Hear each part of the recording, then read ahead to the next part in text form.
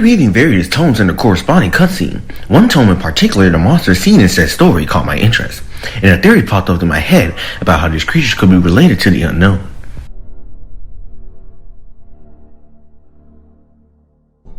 During the tome, we see the observer playing golf on top of his tower before being confronted by these creatures, which he fights off using his golf club.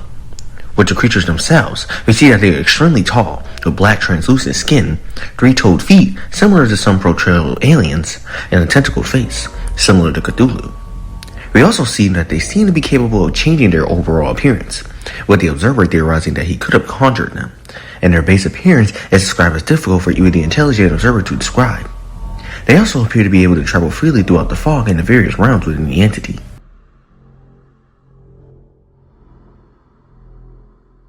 With the recent chapter, we learn that the Unknown is an eldritch abomination with unknown origins, being responsible for several mysterious disappearances throughout the country.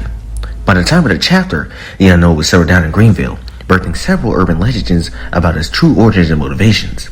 These legends will only fuel the Unknown, with it taking on the characteristics and traits of said legends, taking and consuming anyone who tries to define it. Overall, its abilities will be extremely similar to the Dredge, and it will eventually be forcefully taken into the realm by the entity.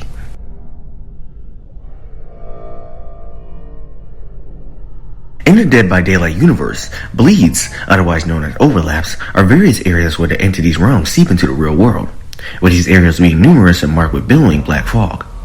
Upon crossing the threshold of fog, people are susceptible to the horrors of the entity and its killers, with attacks from both the Oni and the Trapper being seen. Several people, such as Hattie, Dink, and Kate, have seen it interacted with bleeds, and we know several locations where killers were taken had bleeds within them, such as the Crotus Pran Asylum and the Greenville Cinema.